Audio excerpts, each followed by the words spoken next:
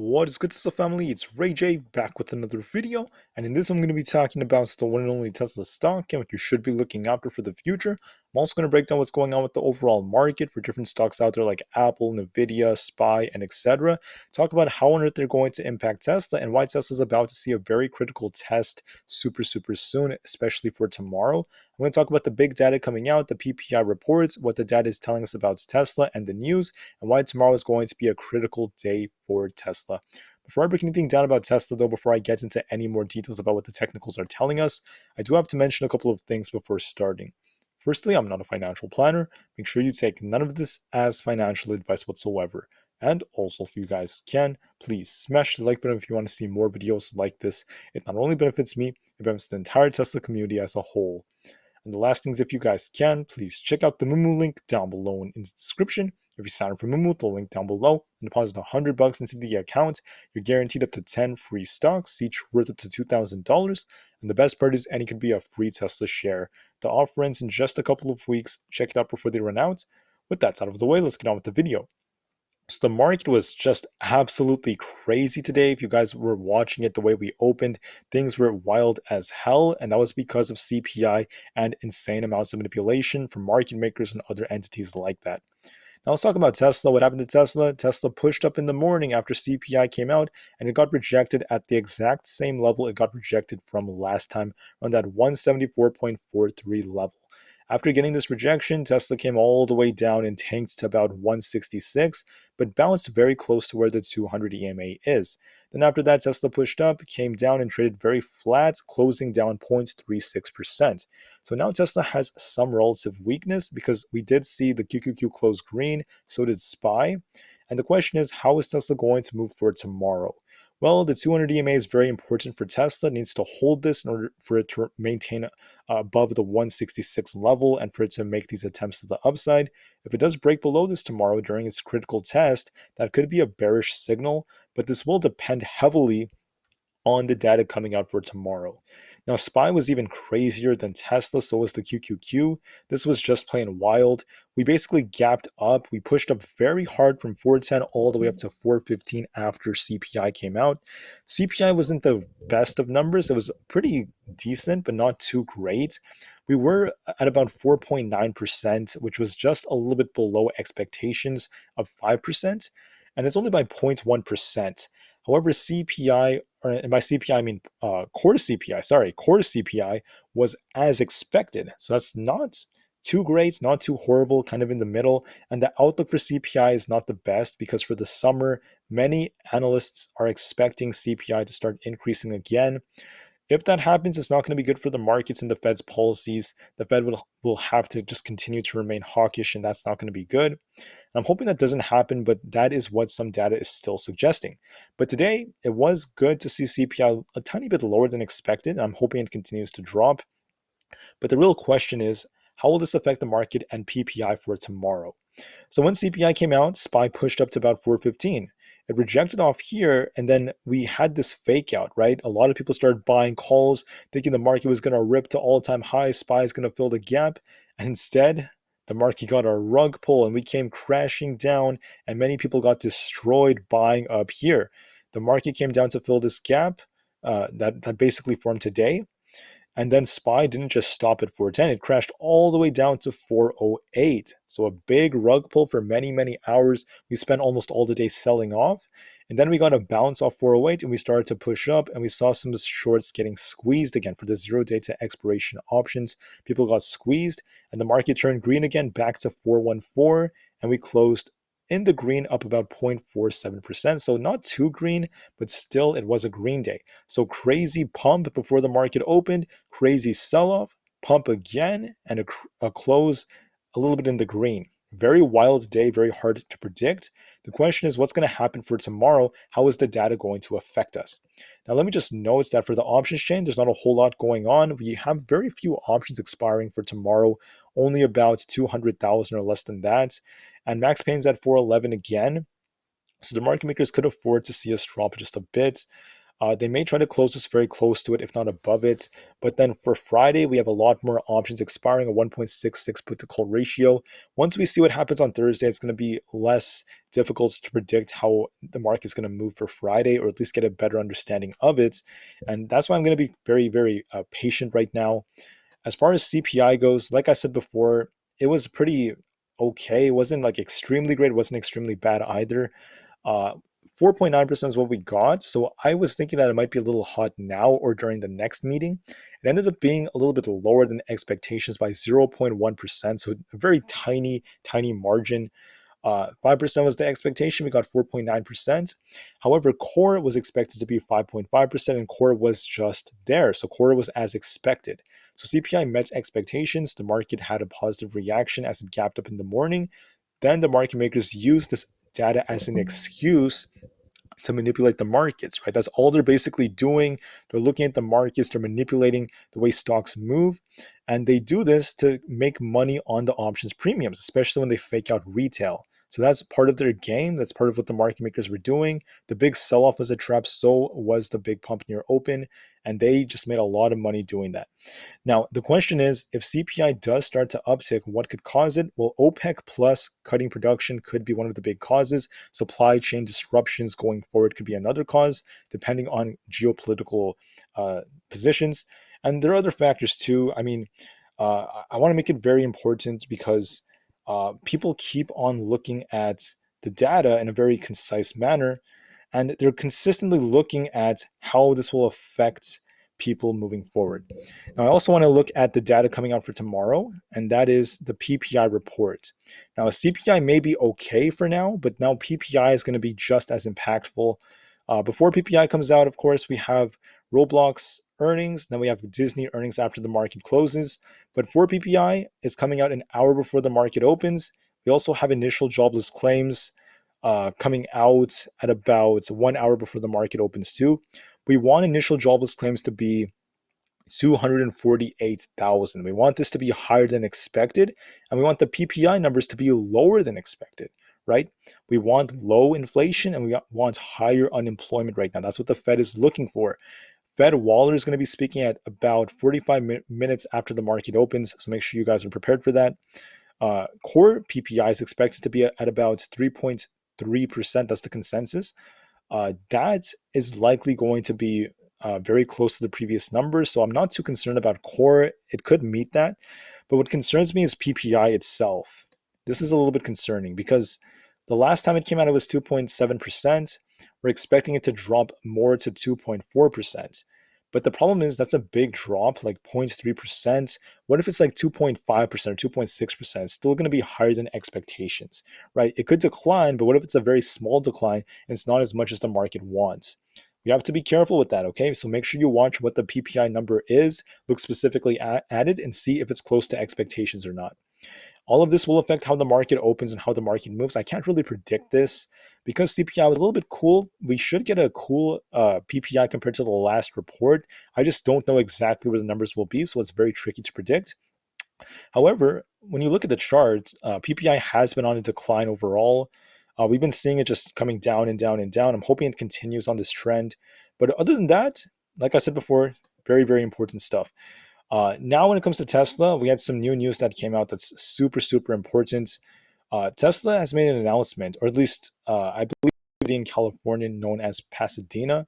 They're going to be using Teslas more often, and they're going to be replacing their fleet of 20 cars with just Teslas. Now, that's super important, but one thing you have to remember that is as more and more of these Teslas are going to be used, they have to be charged more, and in parts of California, I question if the power grid systems are able to do that, especially during the summertime when ACs are used at much higher rates. It's just a concern I have. I haven't really studied the city in particular, but at the same time, this is still good news for Tesla, right? It's good news that more individuals, more governmental beings and entities are using Teslas and they're transitioning to EVs. So it is still good news for Tesla. And I hope this continues going forward for them because it's once again very awesome. The news came out that Tesla achieved its goal of 5,000 Model Ys a week at Giga Texas. That's a good piece of news too. And finally, we had a bad piece of news that just came out a few minutes ago. Tesla's battery supplier Panasonic is going to be delaying commercial 4680 cell production. So it's just a delay. It's not going to cause too much havoc for them, but it will once again happen. And because of the delay, it could slow down just a couple of things for Tesla. Wall Street may use this as an excuse to try to short Tesla even harder. So be careful because of this. Besides that, I think their volume production is still looking very good, and I am anticipating more growth. So overall, not too bad, but it's important to look at the data in more details. Now, when it comes to their overall Model 3 inventory levels, this is continuing to go up and up and up. That is not a good piece of news. We want to see these drop as the summertime comes, but what is counteracting this is the Model Y inventory levels are dropping pretty hard. So this is good because Tesla's selling more Model Ys, but they're selling less Model 3s. And those are their top two popular cars right now. For other models, they've had similar results.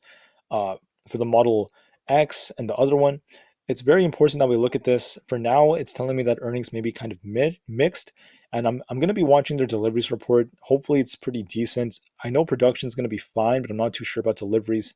Tesla had pretty decent volume at 119 million, just below average. Short volume is going up a little bit though, at about 50. What is that? I think it's a 66%. Sorry about that, 66%. So it's going up. Price price ratio is pretty flat. It might start to decrease a bit if Tesla continues to underperform. And finally, the short interest on Tesla is going up. We saw 23 million of the Tesla shares shorted. So shorts started to pile in just 2 days ago. And if they continue to do so, this will suppress Tesla's price action to some degree.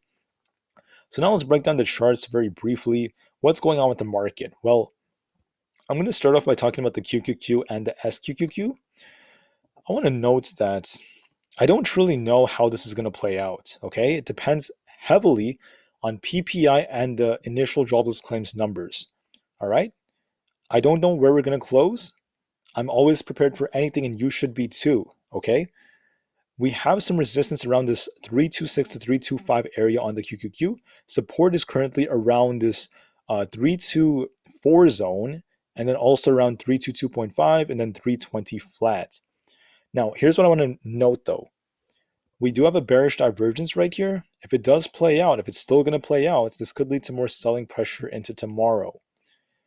We may see a slight sell-off tomorrow into the open, maybe as the day goes on, but there's no guarantee it's going to continue for the whole day because we could always bounce intraday, and that's very hard to predict depending on the data. But I am anticipating that there is going to be some move to the downside temporarily at least. We're going to see a bit of a sell-off.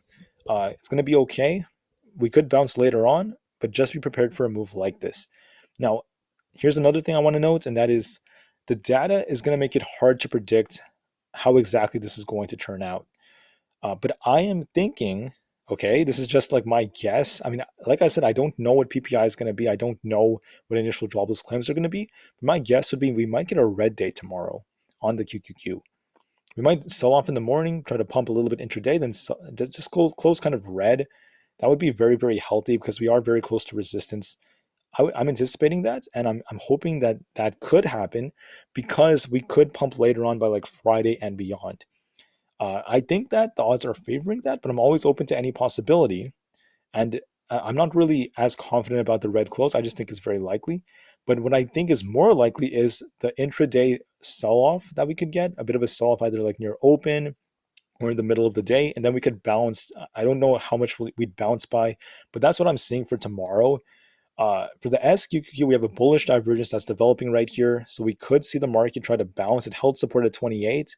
I'm sorry, not the market. We might see the SQQQ bounce, which is bearish for the markets. We might see that for tomorrow. So make sure we watch this very, very carefully. And like I said before, if this thing bounces tomorrow, if it starts pushing up, that's going to be bearish for SPY and QQQ. QQQ and SPY have been heavily correlated with one another as they're moving almost on one algo. And as the algorithms take over, right, this can make a very big shift in the market.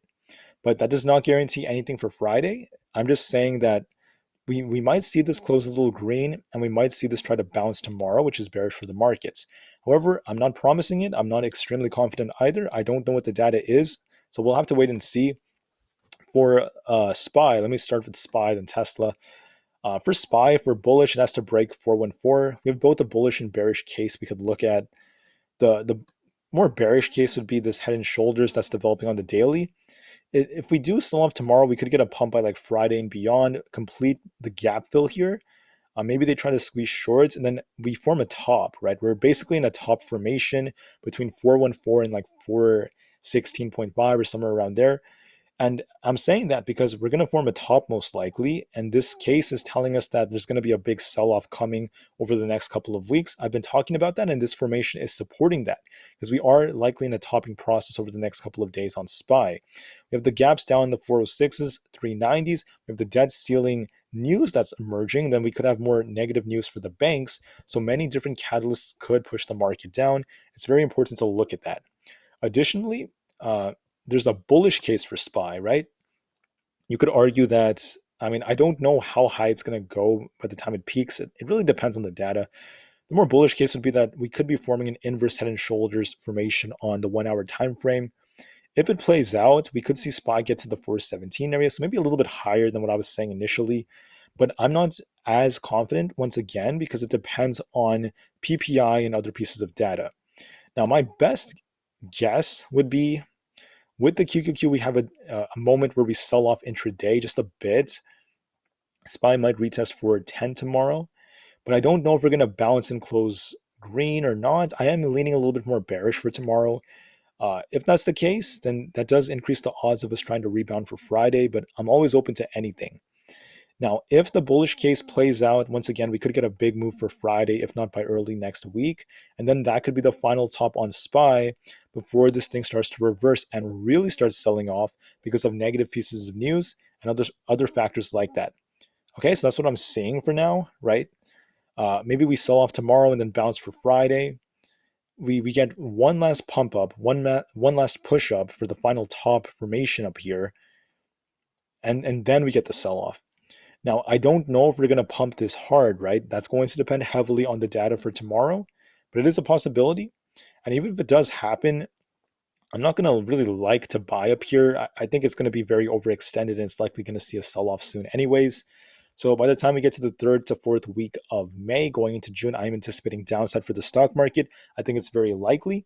And I'm still, holding the same argument that I've had for the last, week, that the market has downside coming in the future. It could pump a little bit more, but the downside is still likely going to come later. Okay, so I'm warning you about that for the medium term.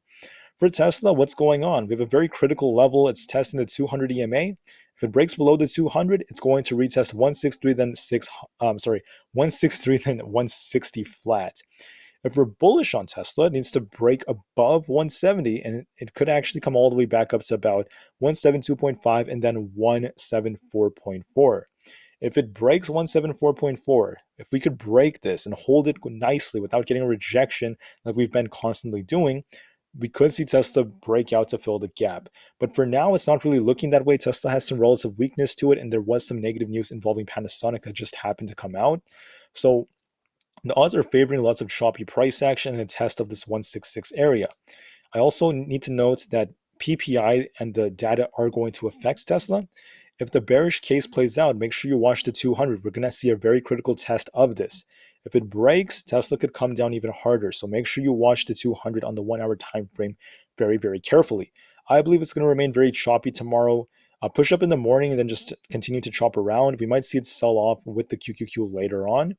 And it's going to test this 200 most likely around this 167 area right now. If it breaks it and fails to hold it, things could get ugly on Tesla just temporarily. Okay? Make sure you watch it carefully. Make sure you watch the data. Not saying it will do that. I'm just saying there's going to be a test. So make sure you watch that very, very carefully. For Coinbase, if this is bullish, it's going to break above 64.89. We have a bearish divergence developing right now. So on the 1 hour time frame, I'm seeing it. You could quite clearly see it right here on the RSI. It's likely going to either pump a little bit more, then get a sell-off, or just sell off from here. The odds heavily favor that. The MACD is starting to weaken too. It's most likely going to do that, so be prepared for that. The dollar is pretty flat, not really doing a whole lot, so that tells us there is hope for the market to try to pump. NEO is pretty flat as well, but I'm not really liking the chart. It looks like it's just consolidating. We're likely going to see the same thing tomorrow. it being stuck between around 7.9 to about 8.5. It tends to touch 8.5 and just get rejected. That's all I'm seeing for NEO, not a whole lot. The HYG is holding up, but it's at resistance right now. We'll see if it tries to break out. If it does start selling off, this could become bearish for the markets, but it's at resistance and it's going to be reacting to PPI. That's what the smart money bonds traders are doing and looking at. Microsoft outperformed my expectation. I did not think Microsoft would pump this much, but it managed to do so. So now what am I seeing for Microsoft? I mean, it still is holding up nicely. I closed very close to the high of the day. If the market and the Nasdaq do sell off, however, we might see Microsoft come down to about 310, maybe hold it, and then just continue from there. Nothing too major though. That's what I'm seeing. Nothing too insane. For the triple Q, okay, what I'm seeing for the triple Q is so far it's respecting a nice uptrend, right? It's still continuing to uptrend over and over again. As I mentioned before, there's a bearish divergence. It might sell off, so we have to be super, super careful with this. There's going to be a sell off either in the morning or intraday. I don't know if it's going to bounce though later on. That's what's very hard to predict. But I am leaning a little bit more bearish for tomorrow. I think it might cool off just a little bit depending on PPI and the data. That's just where I'm leaning towards. I don't know for sure, so be open-minded. The VIX is pretty flat. It could go either way, not really doing a whole lot, but it does tend to bounce around the 16.3 area. The SQQQ has a bullish divergence, which is bearish for the market. If it does play out, we could see a sell-off tomorrow just temporarily. Amazon is up to about 110. If we're bullish, it's going to break out to 112.5. If we're bearish, it's going to come down to 107. It is weakening on momentum and has a bearish divergence that developed, so the odds are favoring Amazon cooling off a bit. But, like I said before, technicals could be invalidated depending on PPI, but I do believe the odds are favoring Amazon cooling off just a little bit. For Apple, not really doing too much significant. It's not doing anything too significant just yet. It's trading pretty flat for now, but it does have an uptrend right over here, especially on the MACD. But the problem is, it's not really doing anything, right? Anything too significant. It is losing some momentum on the daily chart, but it's just chopping around a bit. If we're bullish, it's going to break to about 175 plus. If we're bearish, it's going to come down to 172.22, if not 170.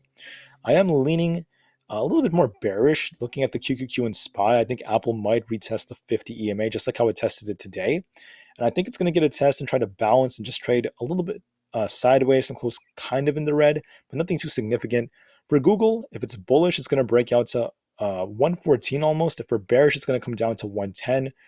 I'm not really seeing anything too significant yet. It is kind of overbought though, so be careful with this.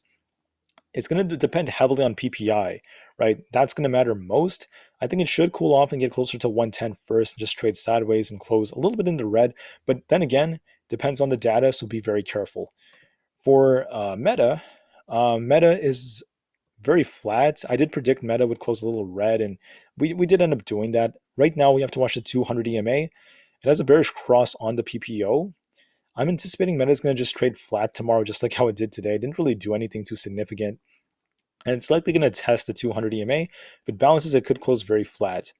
Anyways, for the 10-year Treasury yield, this is down about 2.33%. Now it's trading like normal as the market's green.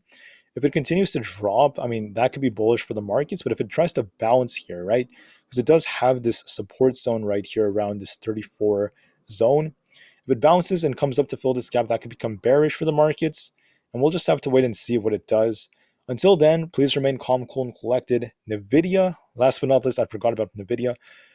This is looking pretty flat for now. I think it's due for a slight pullback. It might pull back to where the 50 is right now, around this 286 level, then 284, try to bounce and just trade very flat. It's going to react to the PPI, of course. We'll see what that brings, but I am anticipating a slight red day on Nvidia, nothing too significant. And until then, please just remain calm, cool, and collected. All right, so for Tesla, make sure you watch the 200 EMA. Very important test tomorrow. It's going to be very significant, so make sure you are very careful with this simultaneously. And with that said, I want to thank you all so much for listening. Please note I have some merch for you guys if you're interested in buying anything. And also don't forget about the Moomoo link. The offer ends very, very soon. Tesla to the moon because the long term is very bright. Get ready for tomorrow for the markets. It's going to be big. And peace out.